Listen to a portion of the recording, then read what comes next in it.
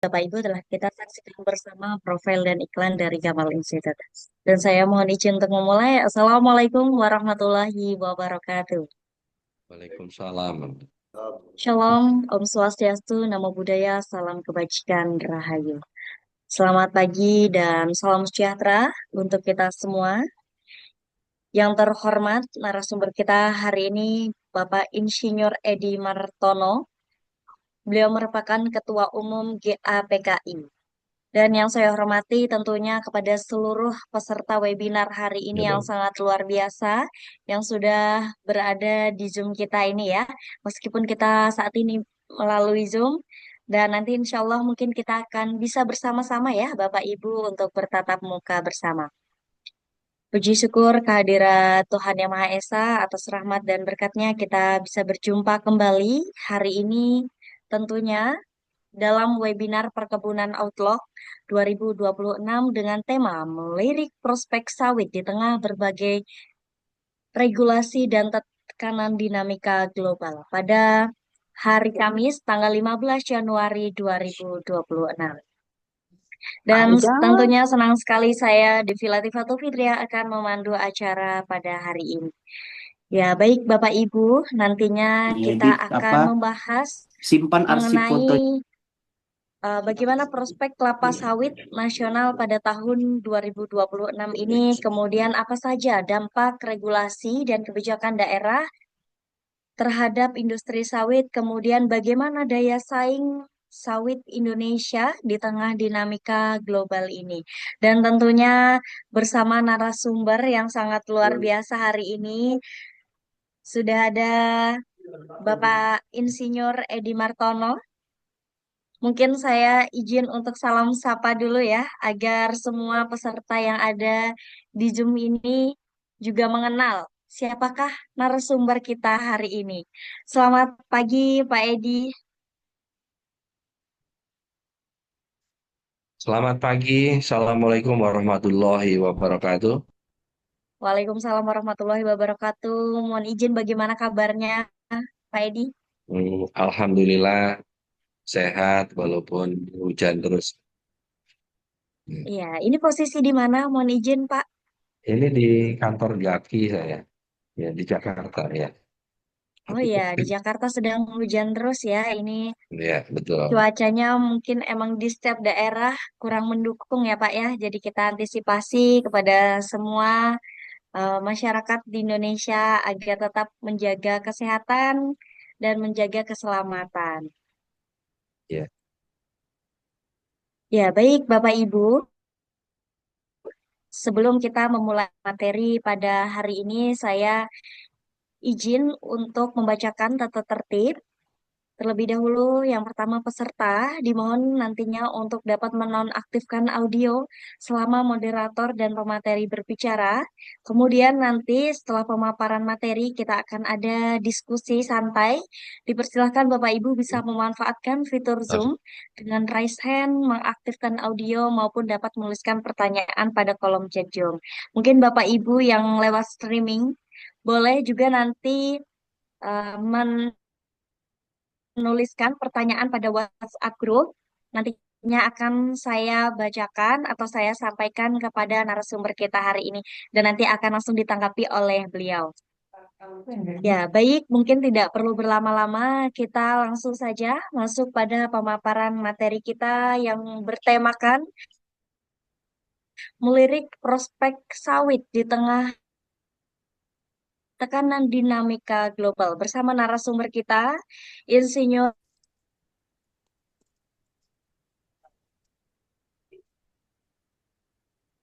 Ya. Pal, pal, pal. Ya.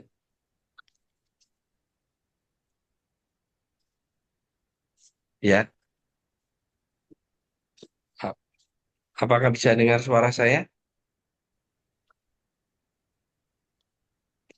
Bisa, Pak, bisa. Bisa, Pak. Bisa, Pak. Bisa, Bisa. Pak. Baik. Baik. Ini kok kayak kayak Iya, freeze begitu ya? kan dulu untuk videonya agar Oke. suaranya tidak terputus. Bu Rianti apa ya? Oke, sekarang bagaimana Takut suaranya? tuan nih. Suaranya sudah baik, Pak. Oke, baik. Baik, saya matikan. Oke. Eh, saya mulai ya. Mohon pertama-tama ini ucapkan salam lagi. Assalamualaikum warahmatullahi wabarakatuh. Selamat pagi, salam sejahtera untuk kita semua. Mohon maaf nih agak terlambat sedikit tadi ada kesalahan teknis. Nah, saya akan menyampaikan mengenai kira-kira update industri minyak sawit Indonesia seperti apa. Nah, dan juga terima kasih untuk panitia yang sudah mengundang kita, GAPKI, dalam hal ini untuk memberikan update mengenai industri sawit Indonesia. Baik, lanjut, kira-kira slide-nya lanjut, silakan ya. Jadi saya sedikit memberikan gambaran ya, saya mengulas gambaran mengenai total area sekarang saya menggunakan data ini adalah data dari Kementerian Pertanian ya. Dalam hal ini Direktorat Jenderal Perkebunan. Total area saat ini masih di 16,8 juta hektar. Nah, kemudian 12,9 juta hektar itu adalah tanaman menghasilkan, di mana 41% adalah kebun milik rakyat. Produksi ya kalau kita lihat di tahun 2024 itu adalah 52,8 juta ton. Nah, ini dari tertanam di 29 provinsi dari 38 provinsi. Jadi memang ini luar biasa artinya ya, sawit ini eh, artinya bahwa ini memberikan kontribusi artinya terhadap ekonomi nasional. Eh, Namun memang di beberapa kemarin sempat ada di salah satu provinsi Jawa Barat akan dilarang sawit itu kan begitu. Dan ini kan salah satu dinamika yang ada di kita bahwa justru apa namanya yang menghasilkan cukup bagus, kemudian terjadi bencana, ya dituduh juga sawit ya yang menyebabkan itu, nah akhirnya mungkin dianggapnya akan membahayakan ini sehingga dilarang walaupun alasannya tidak seperti itu. Nah kemudian kita lihat lanjut seperti itu, lanjut. Dua belas tuh udah sampai Pilates. Gitu nggak sih Pilates?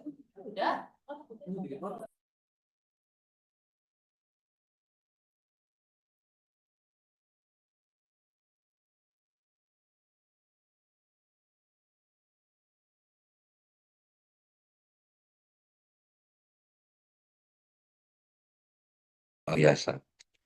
Ini kita perlu kupas sedikit ya bahwa pada waktu COVID-19 di tahun 2020 awalnya, kemudian kita dahsyat-dahsyatnya di 2021, kemudian 2022, kita bersyukur, Alhamdulillah industri sawit itu tidak terkena dampak. Artinya dalam arti dampak langsung ya. Sawit tetap berjalan dengan baik. Yang ada di kita bukannya terjadi PHK, justru kita masih melakukan perekrutan karyawan. Artinya bahwa karyawan tetap berjalan. Sawit produksi tetap berjalan, ekspor tetap berjalan. Bahkan di tahun 2020 di 22 pada waktu terjadi COVID itu kita memecahkan rekor di mana devisa yang dihasilkan itu 39 miliar US dollar atau kalau sekarang setara dengan lebih dari 600 triliun. Artinya luar biasa. Ini memberikan sumbangan luar biasa. Nah, kemudian kalau kita melihat bahwa dengan kondisi seperti itu, kita melihat justru pertumbuhan ekonomi di daerah-daerah sawit itu justru itulah yang sebenarnya terjadi. Utamanya karena di sini ada 41% milik petani, ya artinya milik petani. Dengan adanya eh, pekebun-pekebun ini, justru disitulah terjadi titik-titik di mana pertumbuhan ekonomi terjadi. Kalau kita lihat di daerah-daerah sawit, di situ terjadi perputaran ekonomi. Disitulah di semuanya. Kita lihat coba petani-petani sawit itu. Dan yang tadinya sekarang hampir bisa dikatakan kalau punya sepeda pun sepeda untuk olahraga, bukan sepeda untuk ke kebun. Mereka sudah ke kebun naik sepeda motor, mereka punya mobil. Nah, ini yang luar biasa. Nah, ini adalah kenyataan. Ini ini adalah fakta, bukan mitos yang terjadi. Nah, kemudian kita lihat di industri sawit itu luar biasa. Kenapa demikian? Karena seimbang antara kepemilikan korporasi dengan rakyat. Artinya 41. 59% ini termasuk milik BUMN ya, artinya bukan semuanya swasta. Kemudian bisa apa menggantikan solar dan bahkan di tahun 2024 catatan kita itu kira-kira 11,45 juta kiloliter yang digantikan dan nilainya setara dengan 134,2 triliun. Ini kan luar biasa. Artinya bahwa ini memang sawit itu menurut saya sangat luar biasa, sangat membantu negara kita yang tercinta ini untuk perekonomian nasional. Kemudian juga kita lihat untuk masalah tenaga kerja selalu ada peningkatan sekitar 10% setiap tahunnya. Bahkan kita kalau Bapak Ibu ketahui bahwa ada di sini yang apa namanya beasiswa dari BPDB ya, itu untuk anak-anak petani, anak-anak karyawan, semua yang dan itu langsung tersalurkan kebanyakan langsung ke baik itu nanti kerja di di apa namanya di keluarganya sendiri ya atau anaknya petani atau juga di perusahaan. Jadi inilah kondisi sawit kita. Lanjut. Nah, saya sedikit memberikan gambaran mengenai GAPKI, Gabungan Pengusaha Kelapa Sawit Indonesia. GAPKI itu kalau justru sebenarnya kalau dalam bahasa Inggrisnya kan Indonesian Palm Oil Association, tapi justru orang di luar sana itu lebih terkenal dengan GAPKI. Mereka tahu bahwa uh, GAP, Gabungan Pengusaha Kelapa Sawit itu di Indonesia mereka sebutnya adalah GAPKI. Mereka tidak menyebutnya IPOE tapi GAPKI.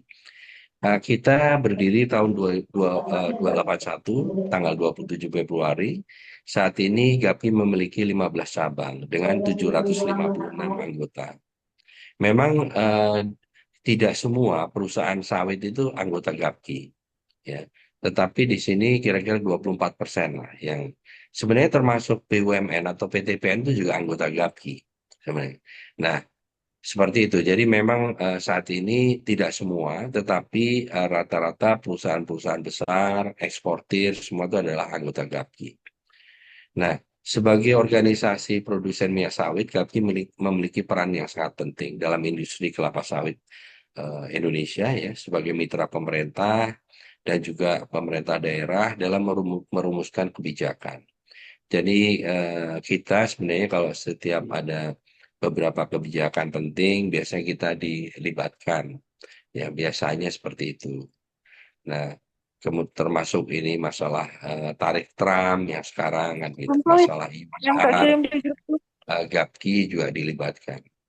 Nah, kemudian GAPKI juga memaksimalkan berbagai upaya mewujudkan visi strategisnya untuk mengembangkan industri kelapa sawit berkelanjutan di Indonesia. Ya, GAPKI mendukung sekali untuk masalah Sustainable Indonesian Sustainable Palm Oil atau ISPO.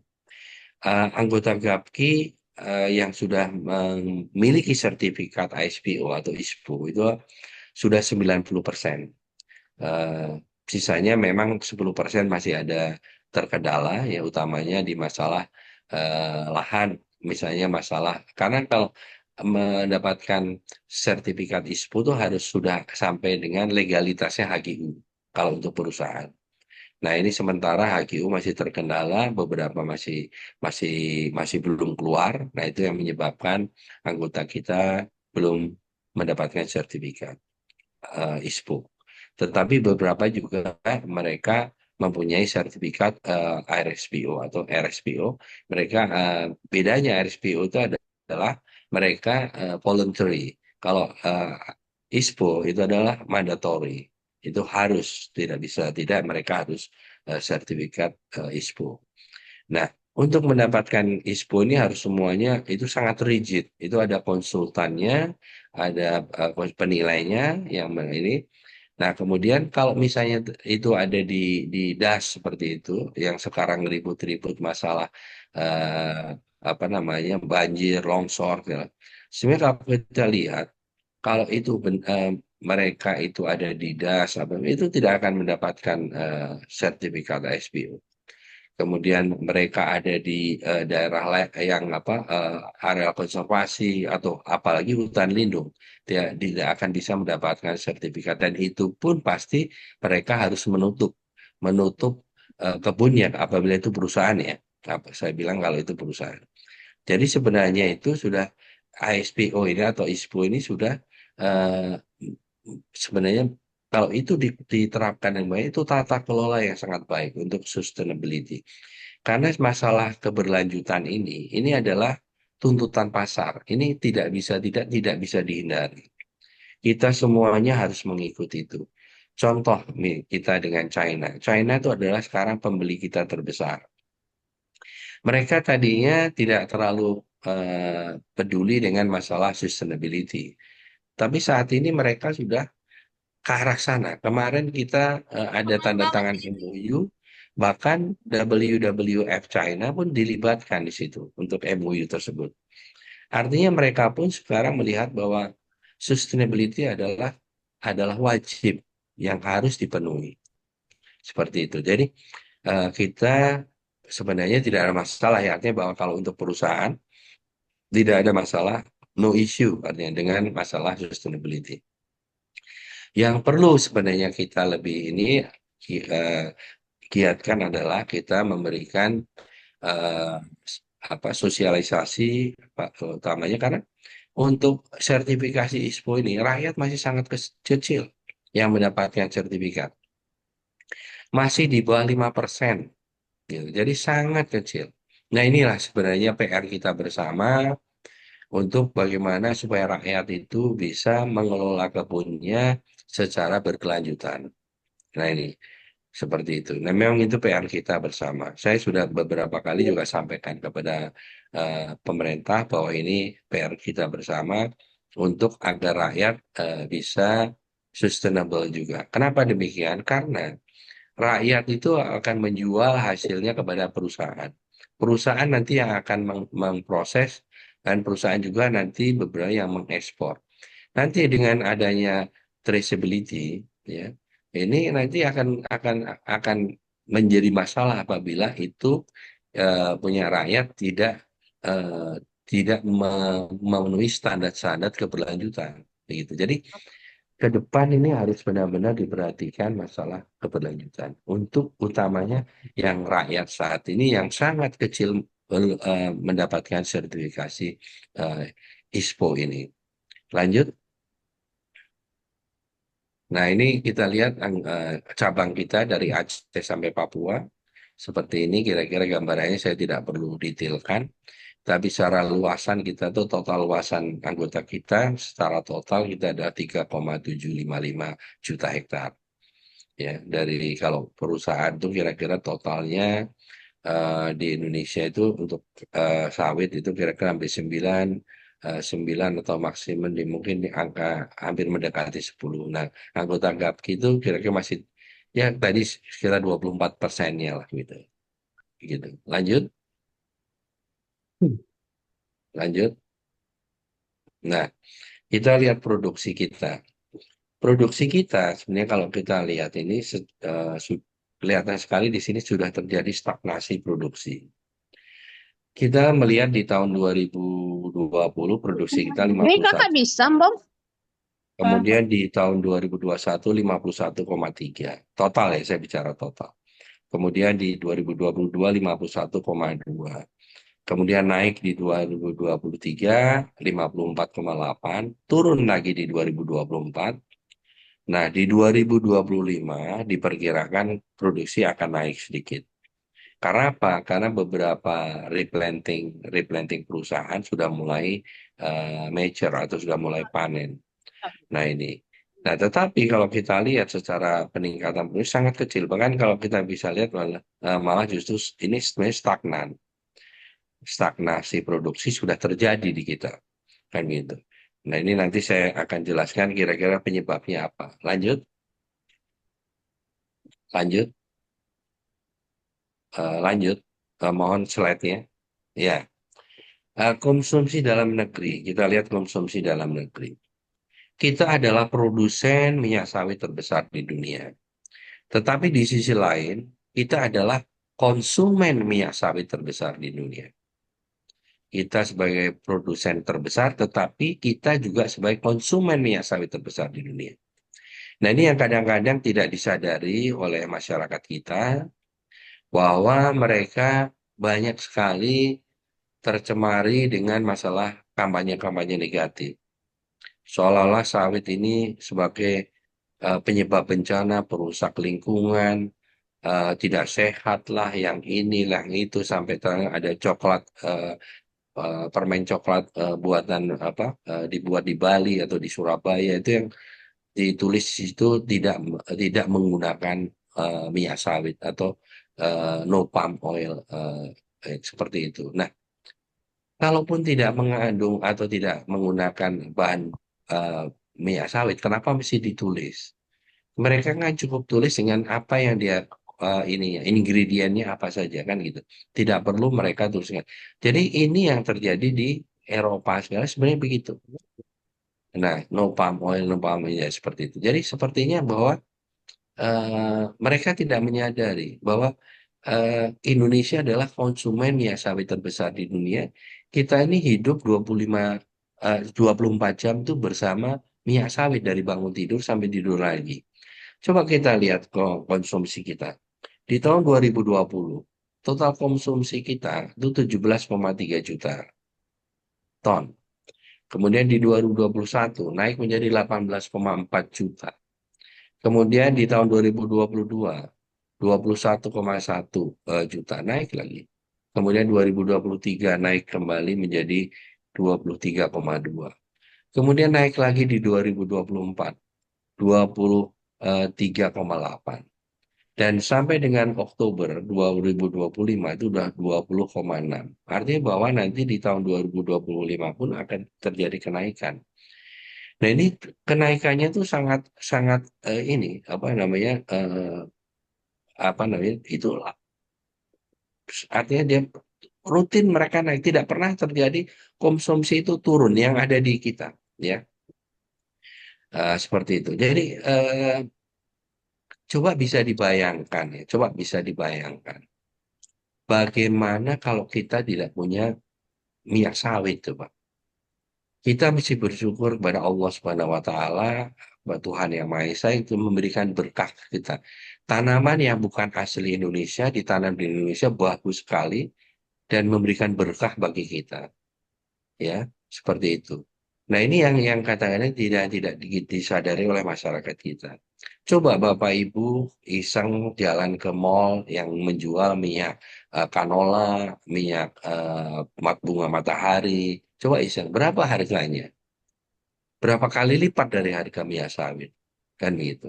Jadi seperti itu yang terjadi sebenarnya. Nah, ini yang tidak disadari. Nah, ini yang sebenarnya kita tidak tidak pernah capek untuk memberikan apa namanya, pengertian atau sosialisasi kepada masyarakat kita bahwa sawit itu dibutuhkan oleh kita. Kita adalah konsumen minyak sawit terbesar di dunia dan kita 24 jam hidup bersama sawit. Kan gitu.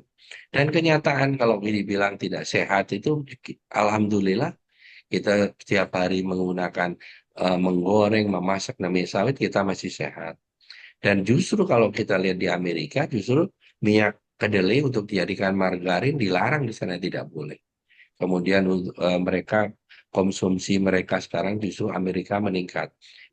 Import mereka dari Indonesia tuh 5 tahun terakhir meningkat. Terakhir itu di tahun 2023 2,5 juta ton sudah. Udah menjadi negara keempat yang importir Indonesia yang terbesar setelah Pakistan. Begitu. Jadi artinya bahwa ini luar biasa. Mereka sendiri yang justru mengatakan bahwa minyak kedelai itu tidak sehat, membahayakan apabila diproses dehidrogenasi, kan gitu. Seperti itu. Eh, saya rasa begitu, Pak Biu. Jadi marilah kita sama-sama memberikan pengertian bahwa kita mesti bersyukur kita mempunyai minyak sawit, ya, produsen minyak sawit, karena terbesar, karena kita juga konsumen minyak sawit terbesar di dunia. Lanjut, ya, lanjut, slide, lanjut, lanjut. Ya, kita lihat bagaimana posisi ekspor kita. Ekspor kita di tahun 2020 itu totalnya, kita lihat di sini, ini nih saya mau jelasin. Bahwa kadang-kadang di kita ini termasuk beberapa pejabat, beberapa anggota parlemen atau DPR, mereka tidak mengetahui bahwa sebenarnya yang kita ekspor itu bukan lagi dalam bentuk mentah atau dalam bentuk CPO. Coba kita lihat datanya. CPO di tahun 2020 yang kita ekspor itu 7,1 juta. Tetapi kita lihat di dalam 2021 sudah menjadi 2,4. Apa yang terbesar adalah olahan palm oil atau olahan CPO atau proses CPO, palm oil. Jadi bukan lagi mentah, kan gitu. Jadi sudah kita prosesnya. Jadi dalam bentuk RBDPO atau RPO itu yang sudah kita ekspor. Jadi yang mengimpor sekarang ini kalau kita lihat negara yang mengimpor CPO itu hanya satu sekarang adalah India. Kenapa demikian? Karena mereka punya pabrik processing di sana yang mereka kalau mereka tutup itu menyebabkan pengangguran sehingga mereka tetap impor CPO dari Indonesia walaupun pajaknya cukup tinggi. Dan gitu. Nah, kita lihat coba. Ekspor kita di tahun 2020 itu 34 juta ton. Di tahun 2021 turun menjadi 33,6. Kemudian 2022 turun kembali menjadi 32. Kemudian di 2023 masih 32. Kemudian di 2024 29. Dan kemungkinan naik sedikit di 2025. Nah, ini kenapa Bapak Ibu? Kenapa kok terjadi penurunan utamanya di tahun 2024?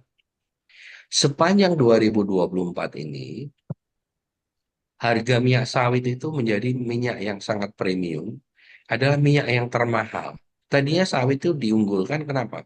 Satu, mereka sangat produktif ya, produksinya, produktivitasnya paling tinggi, dan itu kenyataan. Sampai sekarang belum ada yang bisa menggantikan produktivitas minyak sawit yang tertinggi.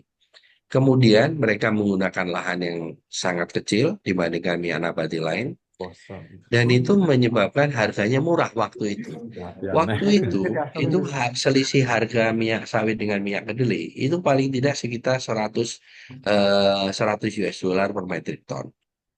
Saat ini justru sawit itu lebih mahal dari minyak kedelai dan minyak nabati lain. Akhirnya negara-negara importir itu mana yang dia bisa gantikan minyak sawit dengan minyak nabati lain, mereka gantikan. Alasannya apa? Karena lebih murah. Tapi yang tidak bisa mereka gantikan tetap mereka import minyak sawit gitu. Jadi kondisinya seperti itu. Nah, ini sebenarnya itu juga jangan sampai terjadi. Kita juga sebenarnya tidak happy kalau minyak sawit menjadi lebih mahal. Karena justru nanti mereka berusaha bagaimana mereka bisa survive supaya tidak selalu tergantung sekali dengan Indonesia. Ini yang kita harus waspada, hati-hati. Contoh India sekarang sudah mulai nanam sawit, walaupun produktivitas mereka masih sangat kecil. Karena memang sebenarnya kalau kalau kita lihat secara iklim segala memang sebenarnya tidak terlalu sesuai. Mereka paksakan, tetapi daripada mereka nggak aman, artinya bahwa mereka tergantung Indonesia, mereka lebih baik tanam walaupun mereka kecil ini ya produktivitasnya, tapi mereka tetap tanam. Nah, Afrika pun demikian. Afrika sudah sekarang gencar sekali mengundang investor dari Indonesia untuk mengembangkan di sana. Ya, seperti itu. Nah, karena mereka sendiri memang ternyata walaupun sebagai tanaman asal, mereka secara teknologi sekarang ini mereka belum tidak ini makanya mereka minta belajar sama Indonesia. Nah, kemudian yang saya terus terang khawatir adalah satu negara itu Brasil. Brasil itu sekarang memang belum bisa berhasil menanam sawit dengan baik. Mereka sangat kecil. Karena ada satu penyakit yang ada di sana yang belum mereka temukan bagaimana cara mengatasinya. Nah, Artinya apa? Kita mesti waspada. Nah, kadang-kadang yang terjadi adalah kebijakan-kebijakan kita ini justru yang malah justru bisa menurunkan ini apa namanya eh, justru keunggulan kompetitif kita ini malah justru bisa berkurang akibat daripada kebijakan. Contoh, kalau misalnya nanti dengan kondisi produksi yang seperti sekarang stagnan, kemudian dinaikkan baurannya dengan menjadi B50 misalnya. Nah, ini kan akan menurunkan eh, ekspor kita pasti. Kenapa demikian? Tidak mungkin kita akan mengorbankan untuk konsumsi dalam negeri. Pasti yang akan dikurangi ekspor. Dan itu negara-negara importer sudah sangat khawatir. Karena akan menyebabkan harga akan menjadi naik, bahkan mempengaruhi harga minyak nabati dunia juga. Seperti itu. Nah, tetapi jangan salah, itu bisa backfire ke kita. Kenapa demikian?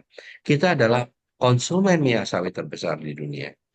Artinya bahwa apabila itu terjadi kenaikan, kita juga akan menikmati kenaikan itu dengan membeli barang-barang yang menggunakan produk sawit yang mengandung produk sawit menjadi mahal, menjadi naik kan gitu.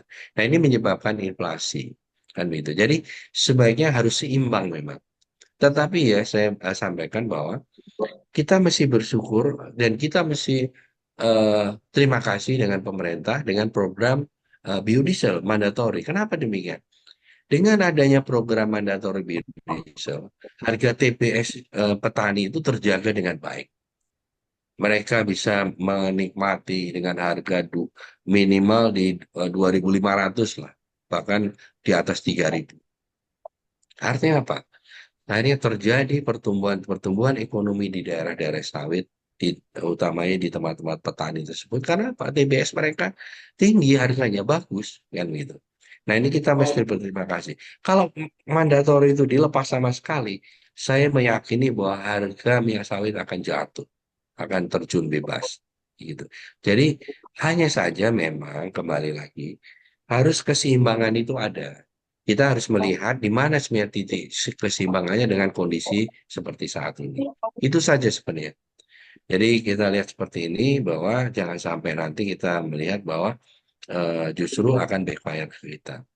Kemudian kalau kita lihat nilai value kita, value kita itu juga demikian paling tinggi adalah di tahun 2022 39 ya waktu yang saya sampaikan tadi di saat COVID, kemudian turun 30 miliar US dollar, turun di 2024 menjadi 27, dan di 2025 ini kemungkinan akan terjadi kenaikan value karena adanya kenaikan nilai harga juga, kemudian ekspor kita kemudian juga sedikit naik di tahun 2025. Lanjut, lanjut. Ya, jadi di sini kalau kita lihat tadi bagaimana sampai dengan Oktober bahwa sudah ini kan 48 eh, juta ya kira-kira seperti itu. Kemudian eh, total konsumsinya 20, kemudian total ekspor 27. Kira-kira seperti itulah ini kita bandingkan Oktober dengan ekspor yang dengan sama-sama dengan Oktober 2024 dan 2025. Lanjut, lanjut. Nah, bagaimana kalau kita lihat dari negara-negara import dari kita? Ya. Di tahun 2024 dan 2025, ya kita lihat di sini yang merah itu adalah tahun 2025, yang biru adalah 2024, dan yang hijau adalah 2023. Nah, kalau kita lihat di sini, ekspor dibandingkan 2020, kita lihat 2025, 2024, ini di sini kecuali India, ya, kemudian kita lihat sampai dengan Oktober ya, yang untuk 2025. Ini dan EU, yang lain itu adalah meningkat, ya, seperti itu. Nah, kemudian 2024 dibandingkan 2023, kecuali Rusia, Pakistan, dan Middle East. Nah, di sini. Jadi kelihatan sekali bahwa inilah negara-negara importer kita, memang kita masih terbesar adalah China. Nah, sebenarnya China di 2023 itu impornya sangat tinggi, hampir eh, ya kira-kira mendekati 8 juta ton, gitu. Namun kemudian turun di tahun 2024 dan 2025, walaupun ada kenaikan, tetapi sedikit turun. Ini tadi waktu saya ketemu dengan para importer di China, kemudian ketemu dengan salah satu apa namanya, eh, kalau di sana kadinnya lah, kadinnya Cina. Kalau di sini kadin lah, di sana kadinnya Cina itu menyampaikan bahwa ya karena minyak sawit itu lebih mahal dibandingkan minyak nabati lain. Akhirnya mereka mengalihkan ke minyak nabati lain, nah seperti itu. Jadi artinya bahwa harga terlalu tinggi juga tidak menguntungkan untuk kita, gitu. Buktinya ekspor kita juga turun, ya kan gitu. Jadi seperti itulah yang terjadi. Lanjut, lanjut, lanjut. Slide-nya tolong digeser. Bukan, sebelum itu, sebelumnya.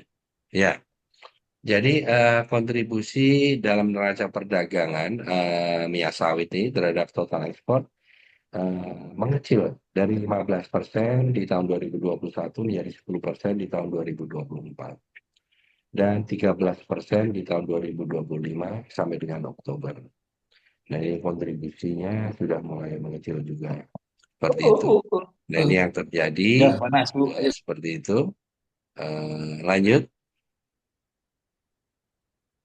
lanjut. Ya, kalau kita lihat di sini perkembangan harga minyak nabati ini terlihat sekali. Ya, jadi yang saya sampaikan bahwa minyak sawit seperti apa yang kalau kita lihat di sini eh, kita tuh hampir ya itu tadi kalau kita lihat minyak sawit ini yang warna hijau ya, warna hijau itu udah sejajar bahkan di beberapa itu di kalau kita lihat di itu lebih tinggi tuh, paling tinggi dilihat di grafik itu seperti itu. Nah, ini yang menyebabkan justru ekspor kita menjadi turun kan gitu. Nah, ini yang kita sebenarnya tidak berharap demikian. Yang penting seimbang saja lah. Jangan sampai nanti justru terlalu tinggi justru akan backfire ke kita. Lanjut, lanjut ya, slide-nya. Ya, baik. Nah, ini harga patokan ekspor KPE, kemudian TBS, harga KPBN, CPO, ini yang CIF Rotterdam, eh, bulan Oktober 2025 dan September 2025. Kita lihat CIF Rotterdam tuh harganya cukup tinggi ya. Kenapa kalau kita bandingkan, kenapa kok harga dalam negeri kok lebih rendah? Itu jangan salah. Harga dalam negeri itu belum termasuk cost insurance dan transport atau CIR dan asuransi sama transport. Nah ini, jadi memang harga dalam negeri udah pasti di bawah harga Rotterdam karena harga Rotterdam di sana butuh transport dan asuransi kan gitu. Nah seperti itu. Nah HPE pun juga cukup tinggi, artinya yang menetapkan HPE adalah pemerintah setiap bulan. Jadi harga patokan ekspor harga untuk pajak gitu ya. Kemudian kalau kita lihat harga data kita ada TBS di Rio itu cukup tinggi ya, artinya bahwa di bulan Oktober tahun 2025 itu sampai di atas dari 3.500. Nah ini yang luar biasa sebenarnya. Ini yang menikmati adalah para petani itu. Seperti itu. Jadi kalau ada meme, ada apa sebenarnya kemudian bahwa yang menikmati adalah para eksportir atau perusahaan itu sebenarnya tidak benar adanya. Nah ini buktinya harganya mereka sangat tinggi dan mereka bebas mau menjual kemana saja, tidak ada paksaan kan gitu. Sebenarnya. Ya lanjut, lanjut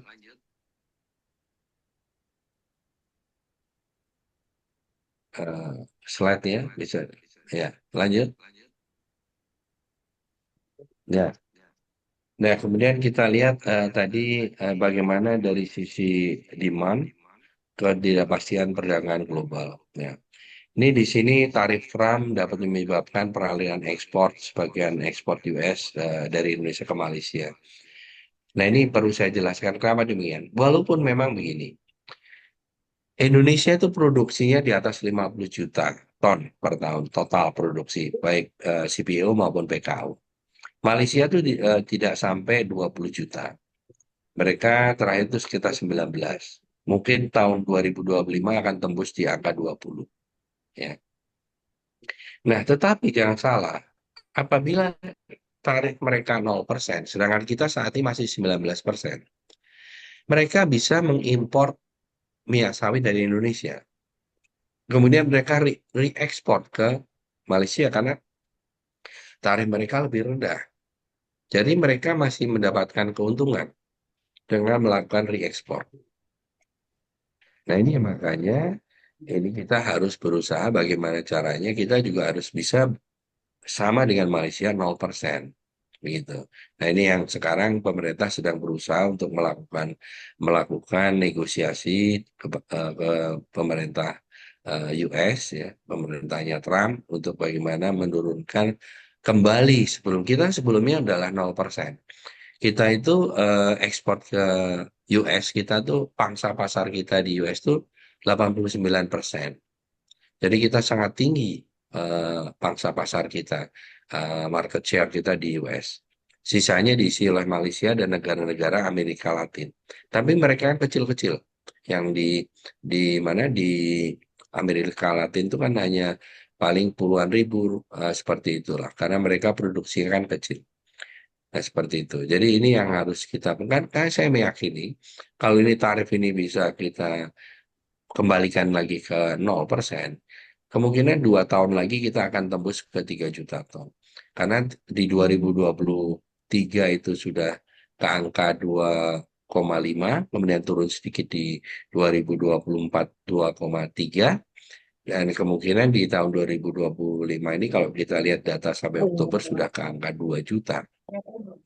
Artinya mungkin sekitar 2,3 sampai 2,4 juta di tahun 2025.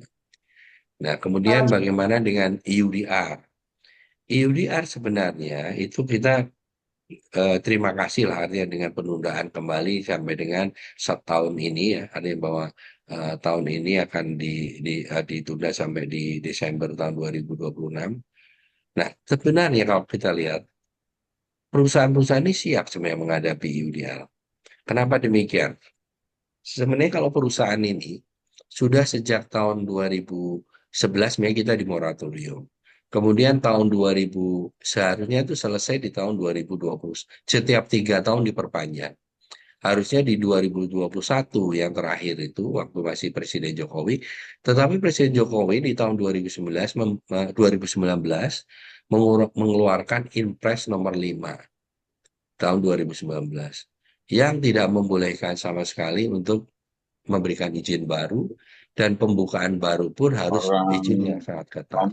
Artinya bahwa izin-izin lama yang akan dibuka pun harus melalui proses yang sangat ketat. Ya, kemarin di situ dia Sedangkan EUDR itu adalah apa namanya, batas waktu yang mereka persyaratkan adalah apabila pembukaan di atas 31 Desember tahun 2020 itu dianggapnya di atas itu dianggap sebagai deforestasi, kan gitu. Nah, sedangkan perusahaan-perusahaan itu sebenarnya itu di bawah eh, sebelum tahun 2020 mereka sudah tidak membuka lagi, artinya pembukaan lahan baru, kan gitu. Nah, sebenarnya yang terjadi di masyarakat tidak ada larangan, kan memang tidak dilarang, masyarakat tidak ada larangan untuk membuka lahan mereka atau membuka, tidak ada, sehingga itulah yang sebenarnya akan menjadi terkena dengan masalah EUDR ini. Nah, yang menjadi masalah adalah masyarakat itu menjual TBS-nya kepada perusahaan dan perusahaan memproses dan perusahaan menjual kepada eksportir. Nah, inilah yang akan menjadi masalah. Nah, itu seperti itu. Sehingga kita pemerintah dan kita juga ikut terlibat di situ, bagaimana membuat EUDR itu lebih lunak, utamanya untuk para petani, supaya jangan sampai nanti terlalu ketat sehingga petani pun terkena di sini seperti itu. Nah, ini yang sedang yang terus kita lakukan, tetapi kenyataannya ternyata di internal mereka sendiri di Uni Eropa, mereka juga komplain dengan EUDR ini. Sehingga kenapa ditunda-tunda karena di mereka sendiri juga tidak belum sepakat dengan EUDR ini. Seperti itu. Nah, ini mudah-mudahan juga di 2026 ini utamanya masalah legalitas lahan itu di petani itu kita selesai sehingga kita bisa eh, comply dengan EUDR apabila ini diterapkan.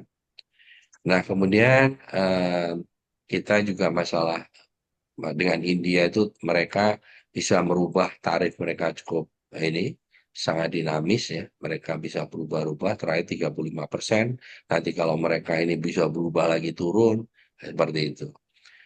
Nah, kemudian ini sebenarnya yang yang ada juga di kita ini sementara masalah ini sekarang adanya dana hasil ekspor yang harus ditahan 50% selama 1 tahun. Ini juga nanti akan menyebabkan masalah baru. Artinya ini juga bisa nanti menekan harga CPO dalam negeri dan juga nanti ujung-ujungnya harga TBS juga akan turun kalau memang ini diterapkan. Karena secara kalau kita lihat untuk operasional perusahaan itu, untuk biaya operasional itu pasti di atas 50%. Kalau dikelola dengan benar ya, artinya dengan baik, sesuai dengan eh, apa GAP, Good Agricultural Practices itu udah pasti pemupukan yang benar, apa semua benar, itu di atas 50%.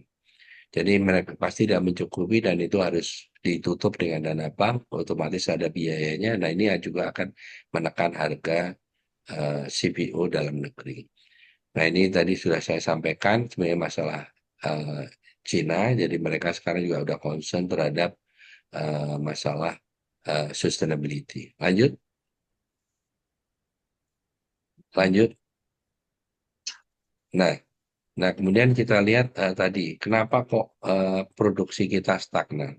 Sebenarnya yang menjadi masalah yang utamanya adalah di masalah permajaan sawit rakyat. Pencapaian PSR, program PSR ini sangat lambat sekali. Dana BPDP yang sudah disiapkan tidak pernah mencapai, artinya sudah disediakan tidak pernah bisa diambil 100%, ya, yang bisa dimanfaatkan.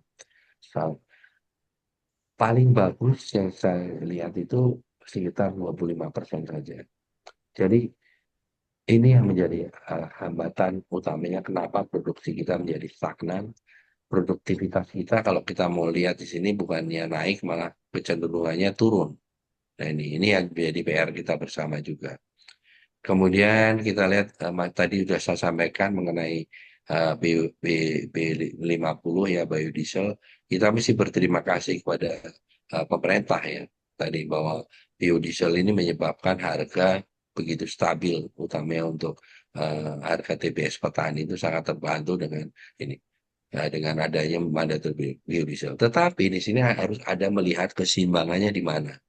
Nah, ini apabila akan diterapkan kenaikan, kemudian dana tidak mencukupi, harus menaikkan PE, pungutan ekspor, ujung-ujungnya akan terkena di sini dampaknya adalah CPO juga akan tertekan, nanti harga TBS juga akan turun.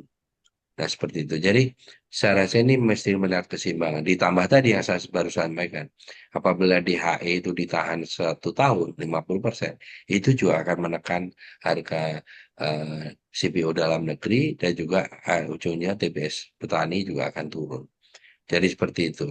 Jadi, memang perlu keseimbangan. Jadi, jangan sampai nanti kita paksakan, sementara produksi kita belum mencukupi, ujung-ujungnya adalah yang dikorbankan adalah ekspor sementara dana untuk insentif atau subsidi biodiesel itu dari dana pungutan ekspor. Kalau ekspor kita turun, otomatis dana pungutan itu juga akan turun. Nah, kalau itu ternyata tidak mencukupi dan dinaikkan, ujungnya akan menghantam kepada harga CPO dan kemudian ujungnya adalah harga TBS dalam negeri, TBS petani juga akan turun. Begitu. Nah, ini juga kita lihat nilai net social benefit atau NSP dari penggunaan biodiesel adalah negatif kan.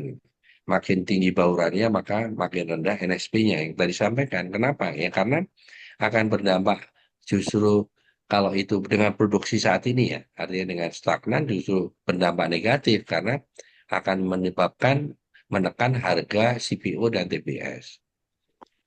Nah, kemudian dengan adanya wacana bioetanol 5% mulai 2026, ini dari Jawa tetapi pasokan etanol fuel grade masih terbatas. Ya.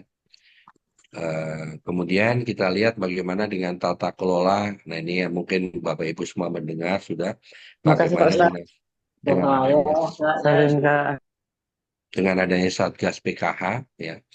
Kemudian ini sebagian aset dipindahkan pada BUMN baru yaitu Agrinas.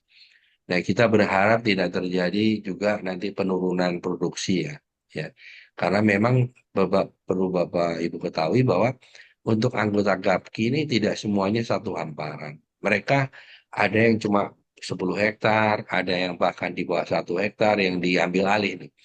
Ada yang 50 hektar, ada yang 100, ada yang 500, kan gitu. Jadi memang scatter, tersebar di mana nih kecil-kecil. Yang satu hamparan mungkin yang Duta Palma itu satu hamparan, itu satu perusahaan. Tapi itu bukan masalah PK sebenarnya. Itu adalah masalah eh, tindak pidana pencucian uang kan gitu. Seperti itu. Nah, ini yang nanti kita berharap jangan sampai ini justru menjadi menurunkan. Mudah-mudahan tidak terjadi seperti itu. Nah, yang terjadi, nah ini juga kita tidak tahu kemarin statement Bapak Presiden akan tambah lagi 4 atau 5 juta. Maksudnya apakah itu kebun sawit atau bukan? Kalau kebun sawit perusahaan itu kan saya sampaikan bahwa sekitar 9 maksimum ya mendekati 10 juta. Kalau misalnya sekarang 5 juta, tetapi sebenarnya kalau kita lihat anggota GAPKI yang terkena itu masih di bawah kalau total ya itu tidak sampai 500.000 hektar atau bahkan kira-kira sekitar 150 150-an lah gitu. Mungkin itu yang lain yang kena. Jadi kita tidak tahu karena kita kan tadi cuma 24% gitu. Seperti itu. Jadi ini ya itu kalau itu nanti ditambah lagi saya nggak tahu apakah betul data itu yang sekarang ini sudah dikuasai 5 juta. Saya nggak tahu ya. Karena itu kami tidak mendapatkan data 5 juta itu siapa saja. Kemudian akan ditambah lagi 4 sampai 5 juta ya habis gitu, kalau perusahaan gitu. Saya rasa begitu. Baik, lanjut. Lanjut. Ya, ini kan kerja industri dan dinamika harga CPO versus dengan minyak nabati lain. Setelah turun di 2024, di 2025 ini kemungkinan akan terjadi kenaikan sekitar 9,8%. Karena didukung oleh cuaca yang baik, kemudian eh, ini apa namanya, tadi sebenarnya kalau saya lihat adanya hasil replanting yang sudah mulai panen. Ini juga menyebabkan adanya kenaikan. Replanting ini utamanya di perusahaan ya. Karena perusahaan ini mereka udah secara otomatis melakukan replanting. Mereka kalau tidak mereka akan tenggelam ya. Makanya mereka harus melakukan replanting. Itu mereka minimum melakukan per tahun itu 5% dari total yang harus yang mereka tanaman produktifnya, mereka akan replanting 5% minimum. Mereka lakukan 4 sampai 5%. Nah, ini sudah mulai panen. Nah, kemudian konsumsi domestik naik seiring dengan mandatory biodiesel atau biofuel naik 5,3%. Konsumsi 2025 diperkirakan 24,9 juta. Jadi ini sangat konsisten ya, kenaikan itu konsisten. Kemudian ekspor setelah 3 tahun turun, Januari sampai Oktober 2025 naik 11,5%. Kenaikan terjadi di banyak negara tujuan kecuali India dan Uni Eropa. Proyeksi ekspor kita ini naik sekitar 6-7% kalau kita bandingkan dengan 2024.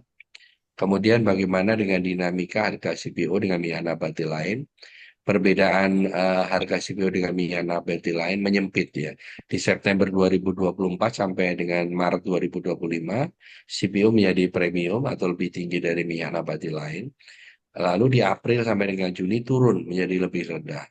Juli Agustus 2025 relatif lebih tinggi kecuali soybean.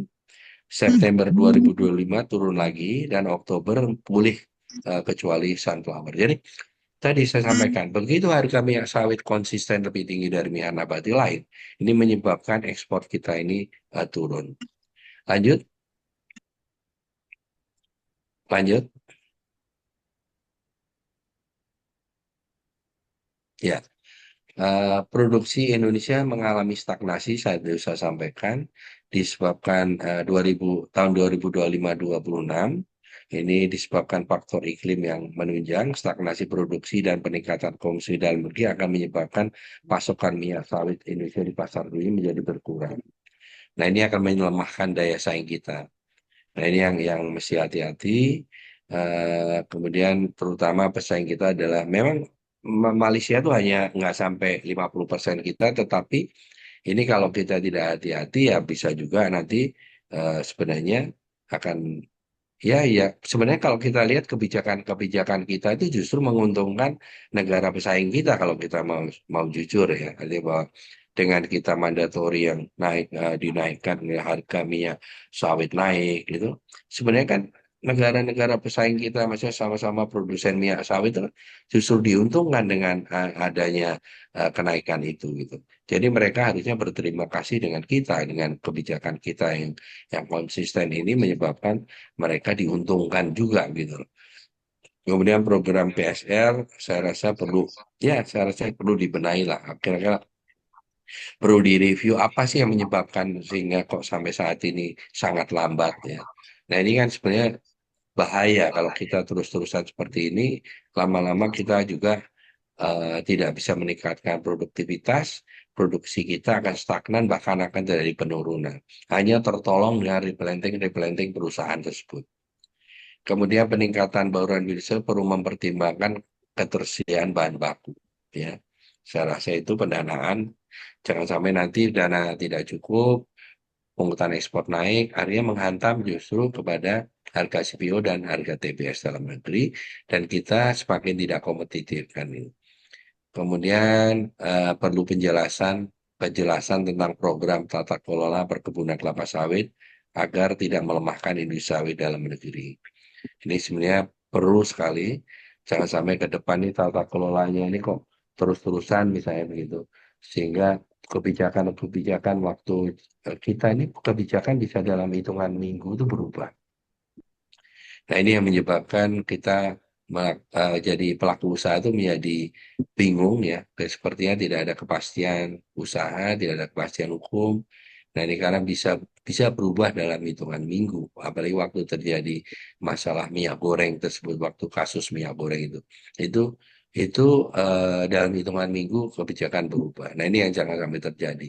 Kita masih ada terjadi tumpang tindih kebijakan antar kementerian, ya antara kementerian satu dan kementerian lain dengan eh, TP yang sama, tetapi permennya bisa berbeda ya seperti itu. Nah ini yang terjadi di kita yang ini yang harus ke depan dibenahi agar kita masih terus bisa menjadi negara produsen minyak sawit terbesar di dunia yang betul-betul menopang ekonomi nasional. Jangan sampai nanti terulang sejarah kita pernah kita dijajah waktu itu oleh penjajah karena mereka ingin menguasai rempah-rempah. Sekarang rempah-rempah kita juga tidak terlalu terlihat. Kita pernah menjadi eksportir terbesar kedua di dunia untuk gula. Kita sekarang menjadi importir yang sangat besar.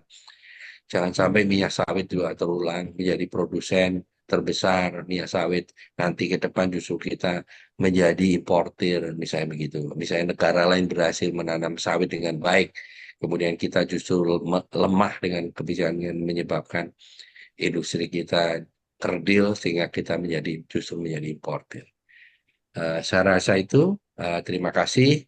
Wassalamualaikum warahmatullahi wabarakatuh. Saya kembalikan kepada MC, silakan.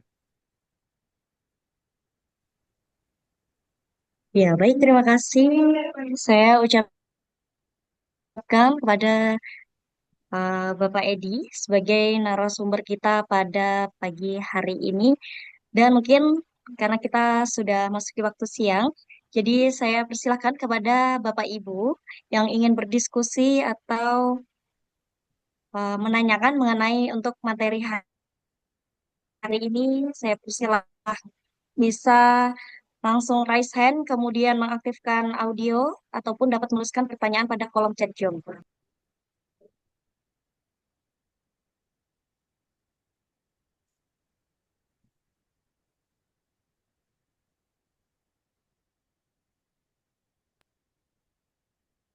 Ya, mohon izin Pak Edi, ini sudah ada yang bertanya di kolom chat Zoom. Saya izin untuk membacakan pertanyaannya. Silakan. Ini dari Pak Nurfianto, izin bertanya Pak. Ini ada dua pertanyaan, izin satu-satu atau langsung dua-duanya Pak? Dua-duanya boleh. Nanti kalau saya lupa yang kedua, diingetin lagi. Ya, baik. Untuk pertanyaan yang pertama, bagaimana tanggapan GAPKI akan pernyataan Menkyu Purbaya bahwa masih maraknya praktik penghindaran pajak dan kepabeanan dengan modus under invoicing dan aktivitas industri yang tidak tercatat sistem perpajakan pada industri kelapa sawit. Kemudian yang kedua, bagaimana pandangan GAPKI akan tata kelola kelapa sawit untuk pangan, pakan, energi, bahan material, dan turunan produk lainnya saat ini di Indonesia. Selanjutnya, Pak, ada ternyata satu lagi pertanyaan apa saja yang perlu diperbaiki dan dioptimalkan. Terima kasih. Mohon izin tanggapannya dari Bapak Edi Martono. Baik. Tadi sudah sampaikan bahwa harga patokan ekspor atau HPI itu adalah yang menentukan adalah pemerintah. Setiap ekspor, pajak itu untuk berapa yang akan terpotong pajak itu sudah yang menentukan adalah pemerintah harganya. Misalnya bulan ini harganya menjadi 900 atau 850 US dollar. Pada waktu kita ekspor itu udah langsung dihitungnya adalah dari harga patokan ekspor. Jadi sebenarnya tidak ada yang di, apa disembunyikan di situ karena semua terbuka, ya. Mungkin yang menjadi masalah begini, yang saya perkirakan itu adalah misalnya kita ini kan sebenarnya Singapura itu kan menjadi negara yang menjual jasa, ya. Kita harus akui itu. Kenapa demikian? Contoh ini kita tuh di beberapa pelabuhan tuh masih banyak terjadi apa namanya demurrage, di mana misal yang masuk demurrage ada begini, misalnya kapal sudah datang, ya kapal untuk ngangkut bahan yang akan kita ekspor, tapi waktu kita datang itu mereka tuh belum kita belum siap karena terhambat ke pelabuhannya misal gitu, menyebabkan pengisiannya menjadi lama yang harusnya cukup dengan 2 atau 3 hari ternyata menjadi 1 minggu. Nah, sisanya itu dianggap menjadi demurrage. Nah, nah kemudian ini yang perkiraan saya belum tentu mungkin benar, tapi perkiraan saya karena harga patokan ekspor itu sudah yang menentukan adalah pemerintah. Nah, kemudian pada waktu mungkin Singapura tuh memberikan jasa pelabuhan. Jadi untuk ekspor-ekspor besar, mereka kumpulkan dulu di Singapura, ya di Singapura. Kemudian di situ karena dia punya fasilitas yang luar biasa, sehingga para eh, eksportir atau apa namanya transportir ini mereka nyaman karena sekali angkut di 10.000 itu mereka tidak terganggu. Ya, sementara yang dari kita mungkin cukup 1.000, 2.000 kayak begitulah mungkin ke Singapura. Bisa jadi seperti itu. Dikumpulkan di sana baru diekspor. Nah, kita melihat ya kalau kita lihat harga sawit itu bisa berubah. Itu hitungan tuh kalau hari udah pasti. Setiap hari itu pasti berubah. Bisa lebih tinggi, bisa lebih rendah, kan gitu.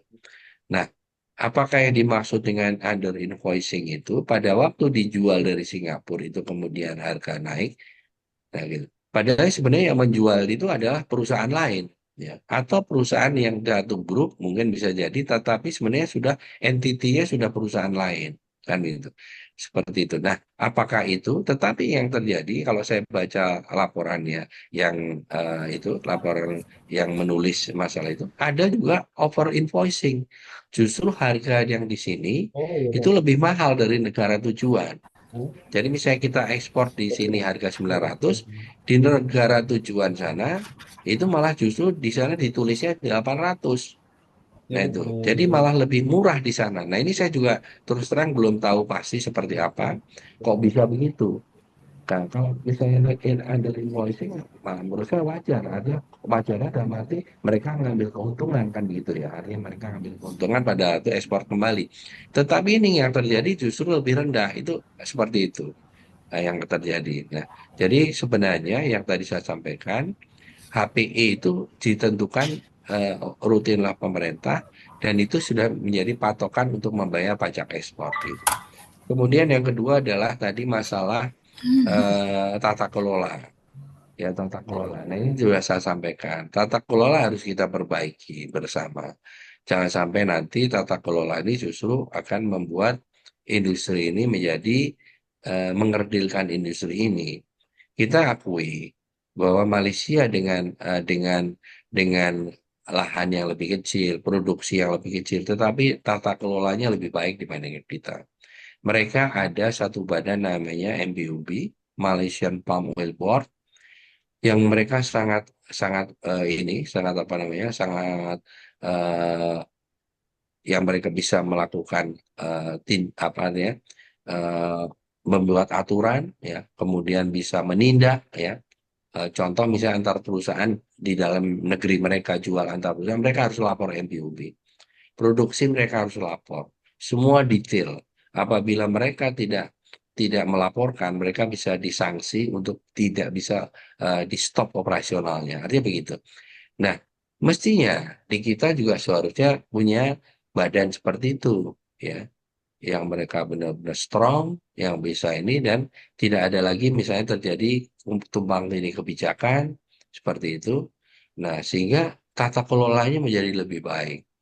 Sebenarnya kalau kita mau, saya harusnya tidak sulit tadi untuk membenahi tata kelola apabila benar-benar kita concern untuk membenahi tersebut kan gitu. Nah, buktinya negara lain bisa, kenapa kita tidak bisa? Kemudian yang ketiga tadi apa ya? Mbak? Sebentar, saya lupa karena tiga tadi. Yang ketiga tadi apa masalah apa? Eh, yang ketiga tadi apa, Mbak?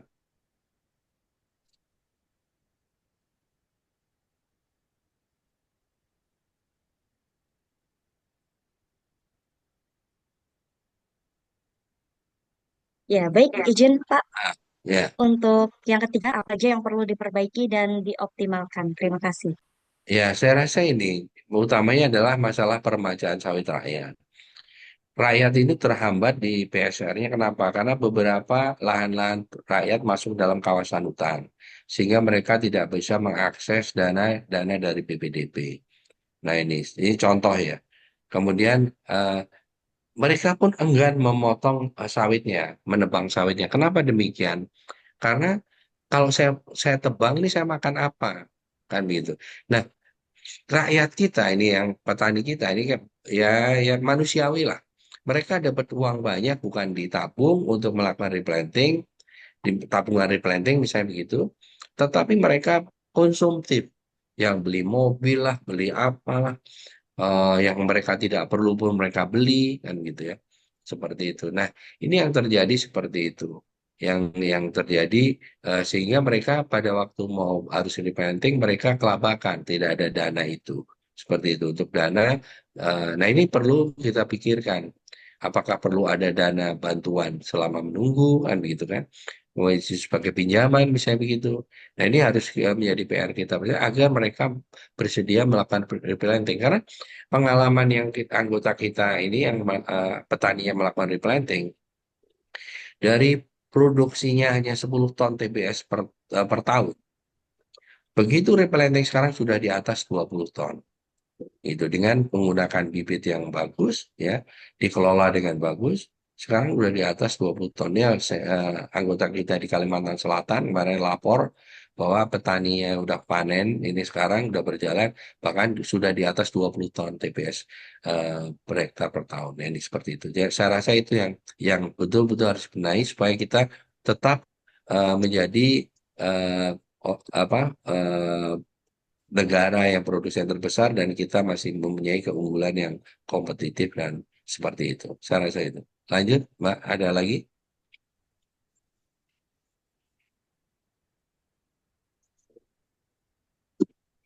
Ada pertanyaan lagi apa?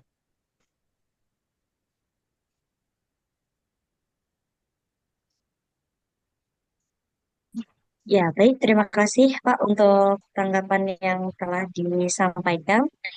Izin, ini ada yang raise hand dari Pak Dipari. Ya, Halo, selamat Ya, selamat siang, siang, Pak Ibu. Dipari. Ya, apa kabar? Selamat Ya, siang, Ibu. Izin bertanya, Pak Edi, Pak Ketua. silakan, Pak. Eh, ya, saya prihatin, Pak, kalau pertama saya pensiunan Bank Indonesia, Pak. Jadi, kalau tadi ada 100% 12 bulan harus ditempatkan, itu agak aneh ya kalau tidak memperhitungkan biaya operasional perusahaan. Tapi agak aneh menurut saya, Pak ya. Tapi mungkin saya harus cek regulasinya kembali, Pak.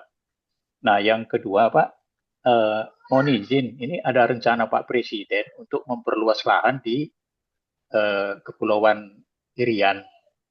Nah, itu apakah memang ada rencana itu sudah in place, gitu Pak ya? Atau bagaimana? Kan kalau ada ekspansi nanti berhadapan lagi dengan Eropa tadi ya Pak ya, karena dianggap penebangan hutan atau meskipun itu bukan hutan lindung kan gitu Pak ya. Nah, yang ketiga Pak, kenapa kok hanya 25% yang menjadi anggota GAPKI ya? Kenapa nggak dibuat regulasi wajib masuk organisasi sehingga ada kewajiban untuk mengikuti semua regulasi yang ada. Seperti tadi Bapak jelasin di Malaysia itu kan ada badan khusus yang dibentuk gitu ya. Nah itu sangat bagus saya pikir Pak. Mungkin yang pertanyaan yang terakhir Pak, ini mohon maaf ya Pak, mungkin agak isunya agak sensitif. Itu kewajiban untuk plasma 20% itu di beberapa daerah kan jadi persoalan Pak, tidak diimplementasikan. Nah ini kira-kira ke depannya gimana Pak ya? Karena kalau distribusi pendapatan di masyarakat itu tidak bertumbuh karena sawit ini adalah potensinya sangat besar, itu kan bisa menjamin stabilitas Pak. Dan itu sebetulnya keberlangsungan ekonomi perusahaan juga kan. Itu pikiran saya Pak. Itu mungkin pertanyaannya Pak. Terima kasih Pak. Baik, terima kasih Pak Dipari atas pertanyaan. Yang pertama masalah DHE dan hasil ekspor Pak untuk sumber daya alam itu SDA. Itu yang ditahan 50% 1 tahun Pak, bukan 100%. Ya, yang sekarang berlangsung yang 2025 itu ada 100% ditahan 1 tahun tetapi bisa dicairkan untuk biaya operasional. Jadi artinya tidak mempengaruhi artinya dengan harus dicairkan tapi harus rupiah. Nah, itu artinya operasional kita tidak terganggu. Kenapa? Karena sebenarnya kita itu hampir semuanya dalam bentuk rupiah, Pak. Kita kan tidak yang paling berarti ada beberapa lah kalau kita impor peralatan pabrik itu baru US dollar ya. Tapi pupuk kan kita beli dalam bentuk rupiah juga. Jadi tidak tidak apa namanya tidak semuanya dalam bentuk US dollar. Itu tidak masalah. Nah, sekarang dengan akan ditahan 50% selama setahun tidak bisa digunakan dan harus simpan di bank himbara. Sebenarnya di bank himbaranya kita tidak ada masalah. Hanya yang masalahnya ini kita apa namanya biaya biaya operasional kita tuh lebih 50% kalau kita kelola dengan baik Pak gitu. Seperti itu. Nah, kemudian kekhawatiran kalau itu divisa tidak masuk ya. Dengan sistem Simodis Bank Indonesia itu setiap begitu keluar PPE atau pemberitahuan pabean ekspor itu udah otomatis akan dimonitor oleh Bank Indonesia. Apabila 3 bulan tidak masuk, perusahaan itu akan diberikan surat teguran. Apabila juga tidak masuk, bahkan ekspor akan dihentikan. Berikutnya tidak boleh ekspor perusahaan tersebut. Sebenarnya sudah terkontrol dengan baik, Pak. Saya tidak tahu, tetapi kita sudah sampaikan kita bersurat kepada pemerintah agar supaya jangan sampai memberatkan kita, karena kalau itu ditahan pasti kita harus pinjam bank. Pinjam bank pasti biaya. Biaya ujung-ujungnya akan menyebabkan ujungnya pasti seperti pungutan ekspor kalau dinaikkan, ya pasti akan menekan harga CPO dalam negeri, ujungnya TBS akan tertekan juga gitu. Kemudian yang masalah pembukaan lahan baru di Papua.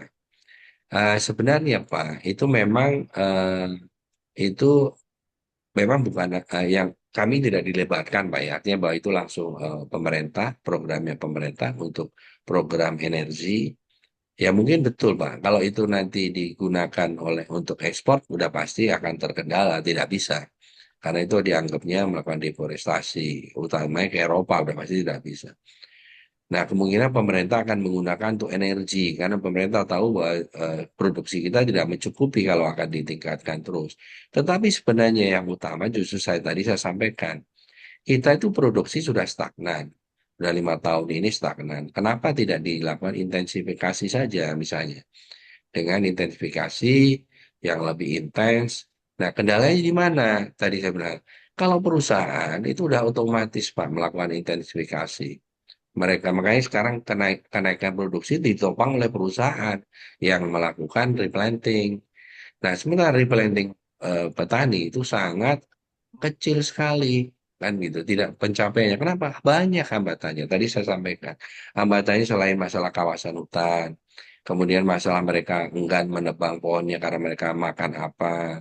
Kemudian ternyata di sana mereka juga ternyata eh, tidak ada ini apa kepemilikan lahannya masih nggak jelas kan seperti itu ya, seperti itulah yang itu yang harus kita perbaiki bersama. Nah itu yang memang butuh waktu, tetapi itu harus tetap harus harus dijalankan, kalau tidak ya tidak akan mungkin terjadi kenaikan produksi, ujungnya akan terjadi ekspansi, membuka lahan baru kan begitu. Nah ini yang menurut saya memang sebaiknya juga jangan jangan terjadi, dibatasi saja gitu. Seperti itu. Nah kemudian yang ketiga masalah tadi kenapa kok hanya 24%, 25% anggota GAPI. Nah sebenarnya kita sudah beberapa menyampaikan kepada pemerintah. Sekarang pemerintah masalah sawit semuanya GAPKI Pak yang dipanggil. Masalah EUDR GAPKI, untuk tarif Trump juga GAPKI, apapun diskusi juga untuk internasional GAPKI. Nah tetapi karena di sini menjadi anggota GAPKI adalah voluntary, sebenarnya bayar iuran itu nggak mahal Pak. Sekarang ini paling cuma 11.000 per hektar anggota GAPKI itu. Seperti itu. Jadi tidak mahal setahun. Nah, hanya saja mungkin mereka merasa bahwa, wah, saya ngapain saya bayar iuran? Ternyata saya juga begini dapat manfaat juga kok, kan gitu. Nah, mungkin seperti itu. Nah, kita sudah menyampaikan kepada pemerintah agar itu diwajibkan melalui aturan supaya pemerintah mudah koordinasinya. Mudah koordinasinya karena apapun kalau misalnya ada masalah pun kami panggil, wah itu bukan anggota kita Pak.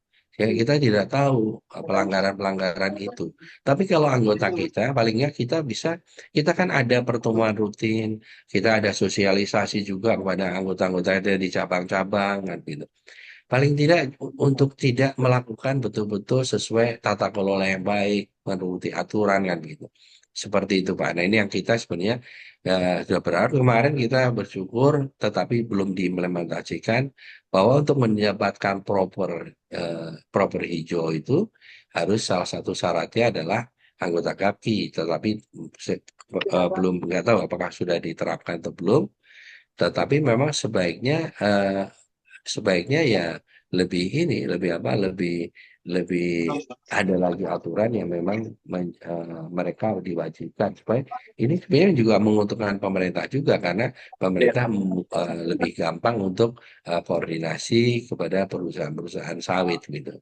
Kemudian masalah plasma 20%. Sebenarnya gini Pak, plasma 20% itu baru diwajibkan setelah tahun 2007.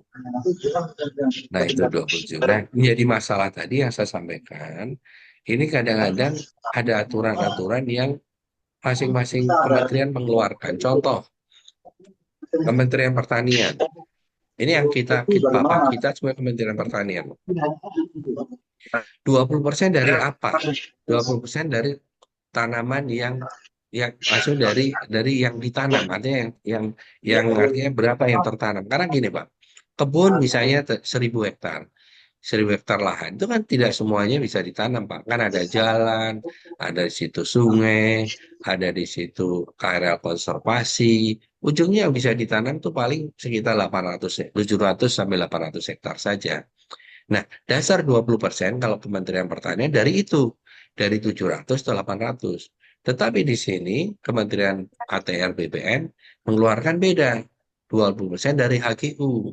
Padahal kalau kita mendapatkan HGU taruhlah misalnya 5.000 hektar, itu tidak bisa semuanya ditanam. Itu harus di tadi area konservasi, area apa semua harus semua ditinggalkan, tidak bisa jalan, sungai semua harus dirawat. Sepadan sungai tidak boleh kan gitu, harus berapa meter kan itu semua. Nah kemudian bagaimana Kementerian Kehutanan? Kementerian mensyaratkan bahwa 20% dari yang dilepaskan, area kawasan yang dilepaskan. Padahal Pak, pelepasan kawasan hutan, misalnya dilepaskan 5.000 hektar. Itu yang ditanam nggak bisa, yang dijadikan HGU saja dulu lah. Itu tidak bisa 5.000 hektar, mungkin hanya 4.000. Bahkan bisa kurang lagi, karena di situ ada kampung, ada apa semua, sehingga harus dikeluarkan semua. Kan begitu. Nah, sehingga paling nanti yang bisa ditanam bisa hanya 3.000 hektar gitu kan gitu. Nah, inilah yang menyebabkan perbedaan-perbedaan itu. Nah, 2007 sebelum 2007 ini tidak diwajibkan. Nah, ini anggota-anggota kita juga yang sebelum 2007 itu mereka beberapa memang punya namanya peer trust atau peer KKPA yang waktu itu masih ini. Waktu itu apabila sudah mempunyai program peer trust atau peer KKPA tidak diwajibkan untuk yang tadi yang 20% karena mereka sudah punya program peer KKPA dan peer trust yang 80-20. 20% perusahaan, 80%-nya plasma. Nah, setelah 2007 itu diwajibkan. Nah, teman-teman yang tidak melakukan di aturan waktu itu memang dibolehkan. Nah, sekarang dituntut untuk yang 20, sementara lahan-lahan tersebut pada waktu mau bangun, lahan tersebut sudah semuanya di kawasan hutan. Ya, maksudnya lahan yang akan dibuka kawasan hutan. Ini menjadi masalah. Menjadi masalah akhirnya mereka tidak berani buka si perusahaan ini. Kalau perusahaan buka mereka pidana kan begitu. Nah ini yang sebenarnya masalah masih terhambat. Nah ini yang sebenarnya perlu diselesaikan, begitu. Apakah bagaimana? Nah ini sebenarnya Kementerian Pertanian sudah mengeluarkan tidak perlu dengan sawit, tetapi dengan kegiatan produktif lainnya. Misalnya sekarang, contoh di beberapa daerah melakukan dengan eh, ternak sapi, peternakan ayam, yang hasilnya tidak jauh berbeda dengan sawit kan gitu sehingga kegiatan produktif yang juga menguntungkan bagi masyarakat sekitar. Tetapi kadang-kadang masyarakat sekitar itu dengan dipengaruhi beberapa orang-orang tertentu oknum tidak mau, mereka maunya sawit, mereka merasa bahwa ini bukan budaya kami ternak ini, mereka maunya bahwa ini sawit, pokoknya kami terima sawit bagaimana cara. Nah ini kendalanya di situ. Jadi kendalanya adalah satu arealnya sudah tidak tersedia karena beberapa kawasan. Kawasan itu bisa yang tadinya bukan kawasan ya Pak, itu bisa menjadi kawasan. Contoh HGU anggota kita yang udah HGU tahun 80-an Pak, bahkan sudah perpanjangan. Ini sekarang menjadi kawasan hutan. Akhirnya kena yang tadi di Satgas PKH harus diserahkan kepada pemerintah. Nah ini, jadi kawasan hutan bisa berubah-ubah dan bisa justru yang tadinya bukan kawasan menjadi kawasan. Kampung yang sudah kampung bertahun-tahun menjadi kawasan hutan.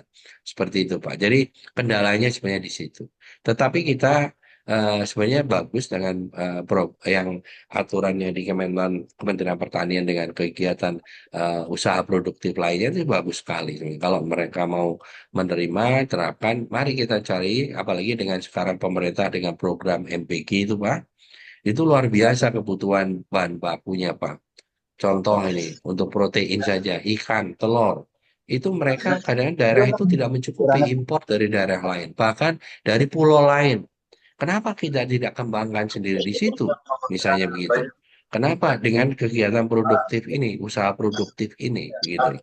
Nah, ini sebenarnya yang perlu bersama-sama dengan pihak pemerintah juga melakukan sosialisasi.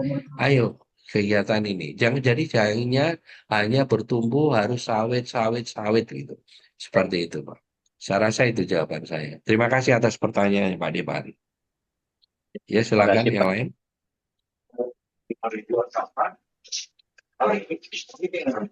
Ya, baik. Bagaimana untuk Pak Depari? Apakah sudah cukup jelas? Ya, cukup Bu. Terima kasih atas jawabannya yang sangat bagus. Ya, baik. Terima kasih Pak Depari. Mohon izin, Pak Edi, kita lanjutkan untuk pertanyaan selanjutnya. Ini ada dari Pak Beni. Pemerintah mendirikan Agrinas sebagai instrumen negara untuk mengambil alih dan mengelola lahan sawit yang dinilai tidak sesuai perizinan. Kemudian pertanyaannya, bagaimana GAPI melihat kebijakan dari perspektif kepastian hukum, iklim investasi, dan tata kelola industri sawit nasional? Kemudian pertanyaan selanjutnya, apakah langkah ini akan memperkuat reformasi tata kelola atau justru berpotensi menciptakan ketidakpastian baru bagi pelaku usaha yang selama ini beroperasi di tengah kompleksitas regulasi? Baik, mohon izin untuk tanggapannya, Pak Edi. Baik. Jadi Silakan. tadi barusan saya singgung waktu pertanyaan Pak Depari itu, contoh ini anggota kita, ya beberapa anggota kita itu bahkan sudah HGU, bahkan plasma kita. Plasma kita itu sudah zaman plasma waktu Pertrans zaman Pak Harto. Itu anggota kita atau petani kita masuk kawasan hutan juga dan juga diambil alih.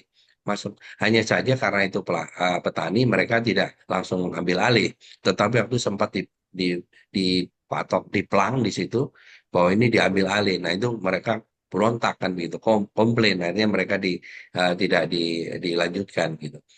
Nah, kalau perusahaan mereka proses. Nah, maksudnya gini, memang itu harus bijak ya, kebijakan itu juga jangan sampai tadi justru nanti menyebabkan tidak kepastian hukum dan kepastian perusahaannya menjadi tidak ada kan gitu.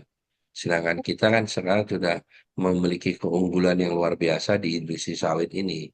Ya, dunia itu tergantung dengan Indonesia loh untuk minyak nabati itu, minyak khususnya minyak sawit.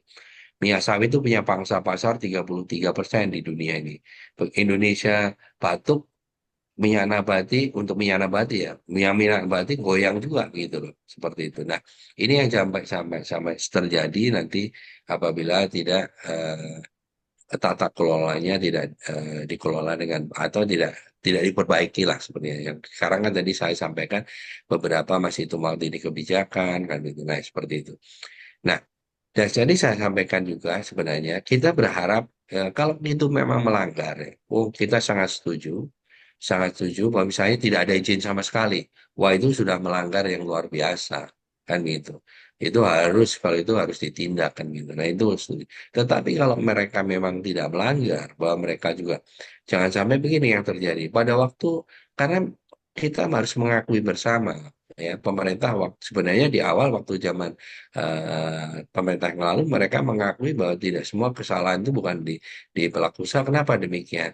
Karena tata ruang pada waktu itu juga nggak ada, belum jelas. Contoh di Riau waktu itu juga tata ruangnya nggak jelas. Mana yang untuk pertanian, mana untuk lahan usaha, mana untuk ini nggak. Waktu itu masih kacau balau. Nah, itulah izin-izin itu keluar pada waktu di tata ruang yang masih carut marut itu, sehingga itu dianggapnya sebagai melanggar kan itu. Nah, ini yang mesti dilihat dengan jernih supaya jangan sampai nanti justru eh, malah justru menyebabkan ketidakpastian seperti itu. Nah, saya rasa itu ya artinya bahwa tapi saya meyakini bahwa saya tidak yakin bahwa pemerintah ini akan menghancurkan industri sawit tidak. Saya meyakini bahwa untuk memperbaiki tata kelola itu saya setuju sekali bahwa pemerintah nanti ya tata kelolanya diperbaiki, mana yang memang dia salah, mana yang mereka melanggar, ditindak. Saya sangat setuju, ya itu harus ditindak.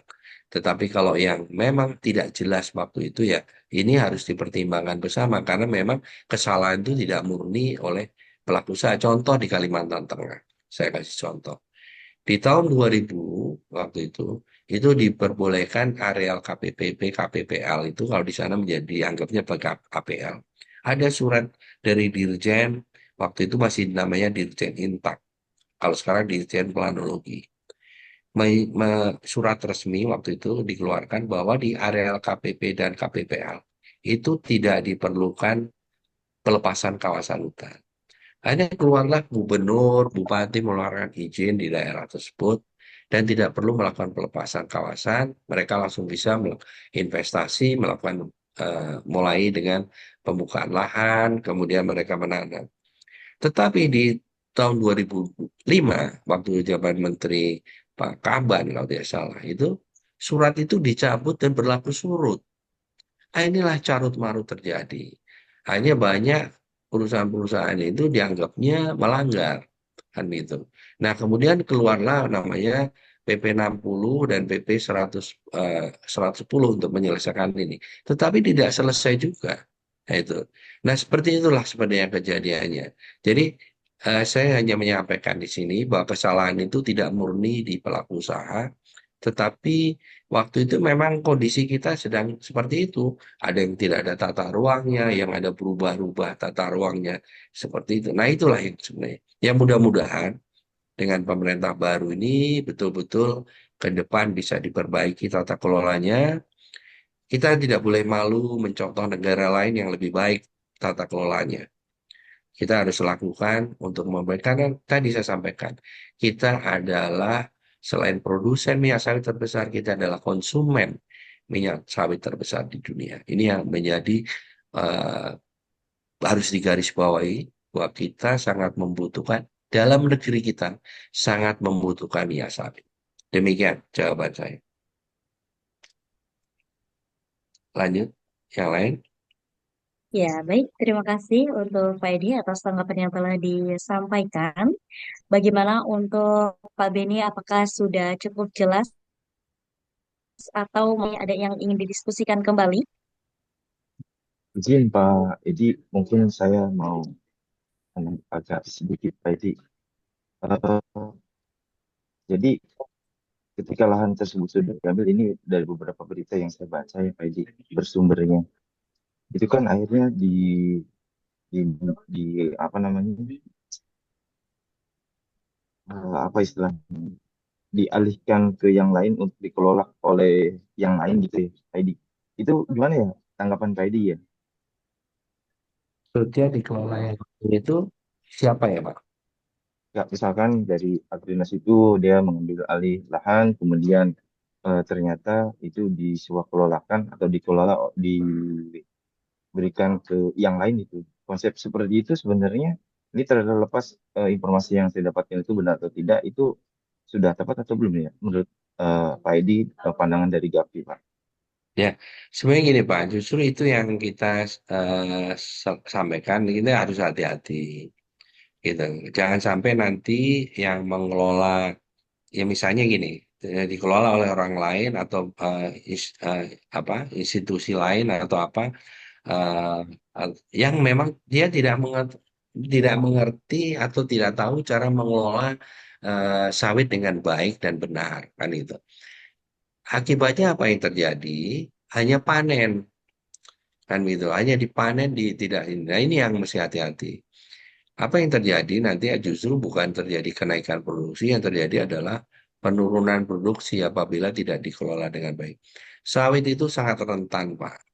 Sawit itu walaupun tanaman yang sangat tangguh, tapi begitu mereka tidak dipupuk dengan baik, itu tidak akan memberikan produksi dengan baik. Tidak dipupuk dengan sesuai dengan permintaan dia, permintaan tanaman. Karena makanya kita setiap setiap tahun atau setiap 6 bulan gitu ya kita itu adalah kan namanya analisa daun, analisa tanah itu mengetahui berapa sih sebenarnya pupuk yang harus diberikan ke tanaman tersebut, ke kebun tersebut di masing-masing blok itu kita ini. Nah, ini kenapa? Nah, itu mereka apa yang saya keluarkan, saya tolong diganti dong. dengan makanan kan begitu seperti. Nah itu yang jangan sampai terjadi. Nah ini yang eh, terus terang memang kita berharap seperti itu Pak, jangan sampai. Nah memang betul yang tadi saya sampaikan Pak, karena kalau itu kecil-kecil, tadi kan saya bilang scatter-scatter itu rasanya perusahaan pun akan sulit Pak untuk mengelola itu. Pasti akan di, diberikan kepada pihak lain karena mereka memang tidak ekonomis. Tetapi itu harus melakukan pengawasan yang ketat supaya pengelolaannya juga sesuai yang benar dengan GAP Good Agricultural Practices tersebut. Jangan sampai menyimpang dari itu, akibatnya justru terjadi eh, penurunan produksi, begitu Pak. Nah, kemudian yang perlu diketahui juga, ini kan juga apakah tanaman itu sudah mau replanting, begitu kan? Tanaman itu kan, karena itu tanaman sudah jadi, itu kan semuanya belum tentu tanaman yang baru. Bisa jadi kan tanaman memang sudah juga harus replanting, itu kan juga harus di replanting. Tidak bisa nanti itu, siapa yang akan replanting itu, gitu. Nah, ini kan harus dipikirkan juga. Tidak mungkin si barusan diberikan misalnya menjadi pihak ketiga terus mereka suruh replanting, mereka tidak mendapatkan apa-apa suruh menunggu 3 tahun misalnya gitu. Kan juga tidak mungkin. Nah, ini yang harus harus benar-benar dipikirkan ke depan. Saya rasa begitu, Pak. Terima kasih Pak Edi. Sama-sama.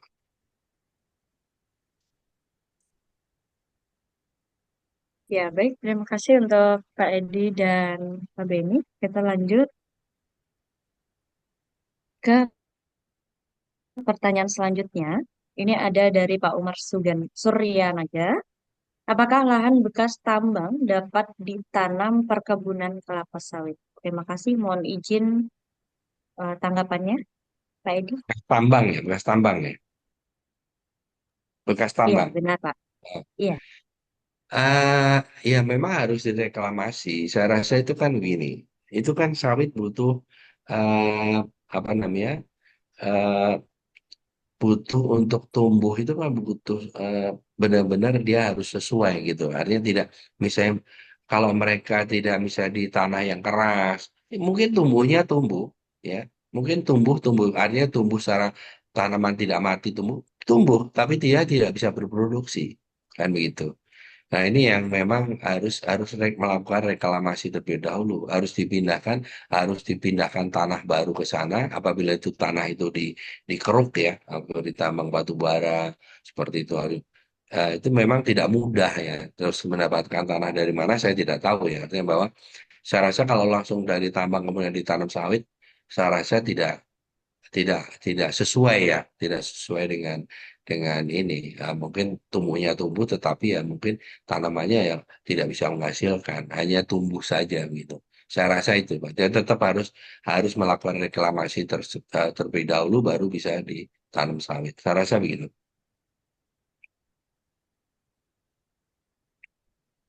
ya, baik.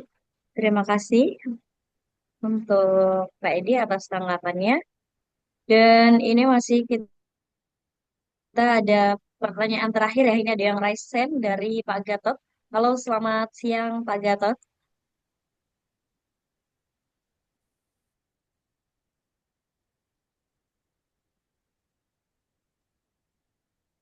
Ya, selamat siang, Bu. Ya, baik.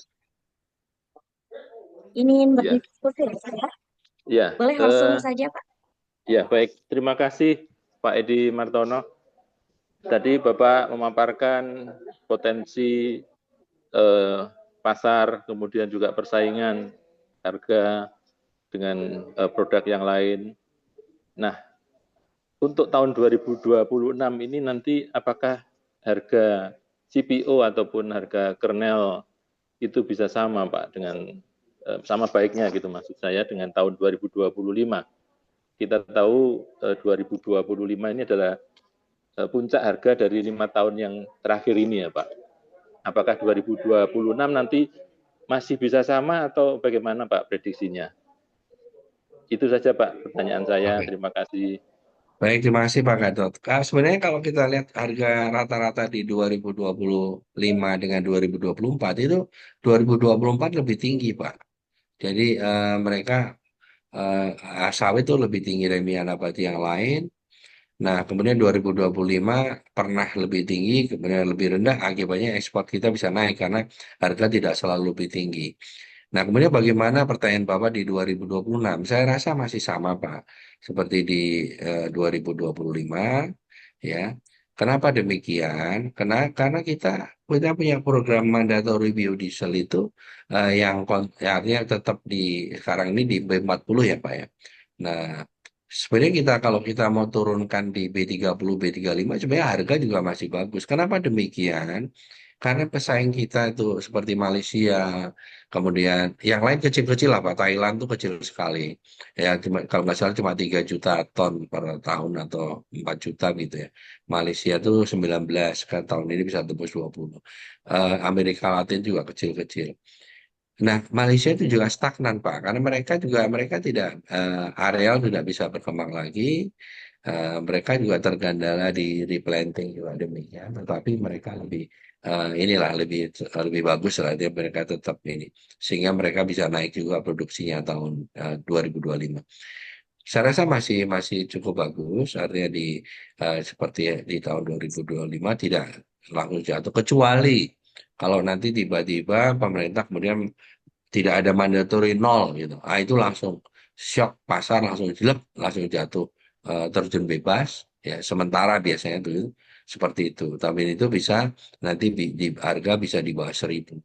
Kita pernah harga jual kita itu lebih rendah dibandingkan harga produksi kita. Itu pernah Pak kejadian tuh seperti itu. Akhirnya petani nggak mau panen, kita pun juga rugi kan gitu. Menjual rugi, tidak dipanen juga rusak tanamannya kan gitu. Makanya kita bersyukur ya terima kasih dengan pemerintah dengan program biodiesel itu membuat harga itu menjadi stabil. Saya rasa itu Pak jawaban saya.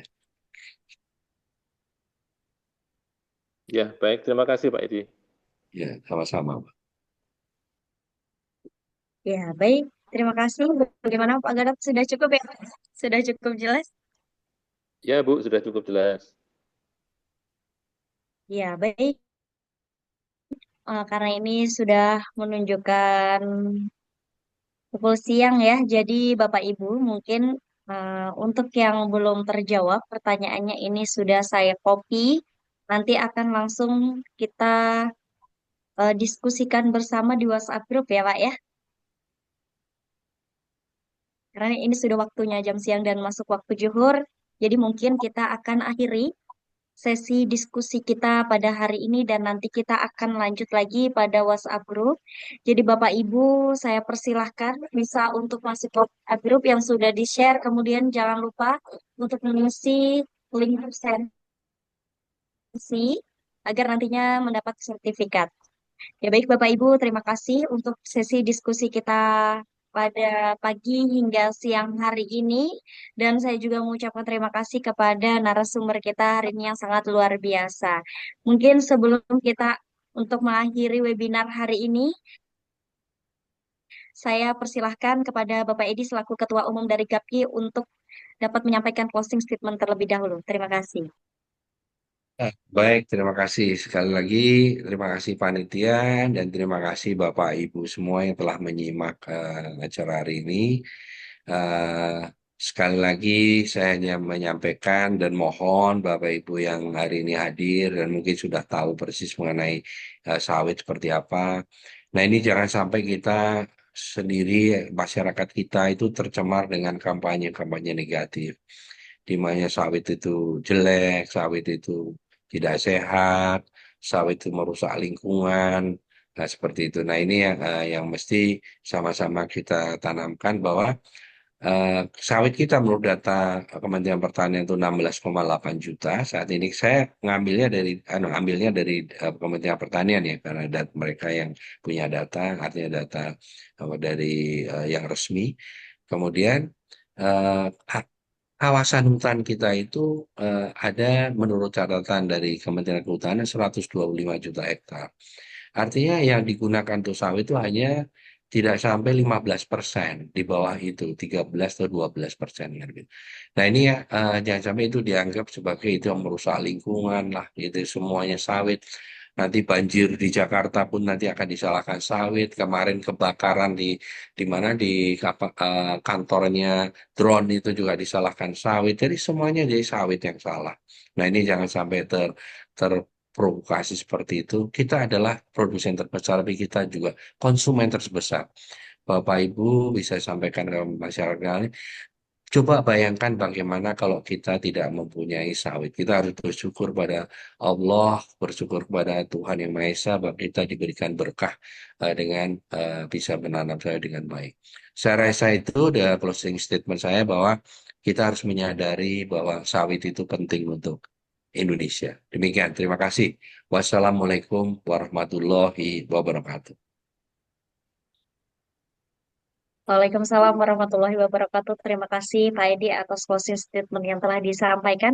Ya baik ya Bapak Ibu, itu tadi kita bukan semua atau apalagi bencana-bencana ini terkena karena sawit, karena itu sudah kuasa dari Tuhan Yang Maha Esa. Ya baik, mohon izin Bapak, ada apresiasi dari kami Panitia Gamal Institute yang akan diberikan kepada narasumber kita hari ini. Mohon izin kepada operator, boleh di-share screen.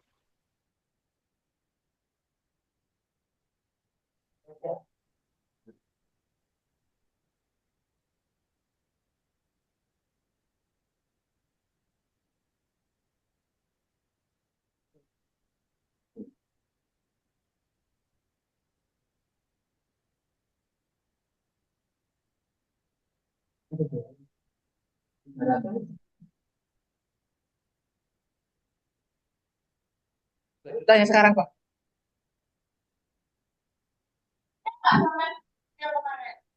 Ya baik, mohon maaf Pak Edi, ini karena ada kendala, jadi kita lanjutkan saja. Untuk selanjutnya, kita akan masuki sesi dokumentasi. Saya persilahkan kepada Bapak Ibu yang tidak ada berhalangan untuk dapat mengaktifkan videonya dan melakukan pose terbaiknya karena kita akan melakukan sesi dokumentasi terlebih dahulu. Ya, baik, untuk sesi dokumentasi akan saya pandu. 3, 2, 1. 1, 2, 3. Ya, untuk slide selanjutnya. 1, 2, 3. Slide selanjutnya 1, 2, 3.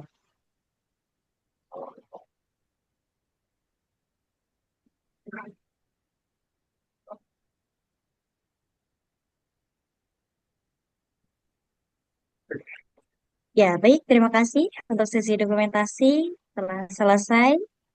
Alhamdulillahirrahmanirrahim untuk acara webinar hari ini, webinar Perkebunan Outlook 2026 dengan tema melirik prospek sawit di tengah berbagai regulasi dan tekanan dinamika global berjalan dengan baik dan lancar. Maka itu saya mewakili seluruh panitia mengucapkan terima kasih yang sebesar-besarnya kepada narasumber kita hari ini,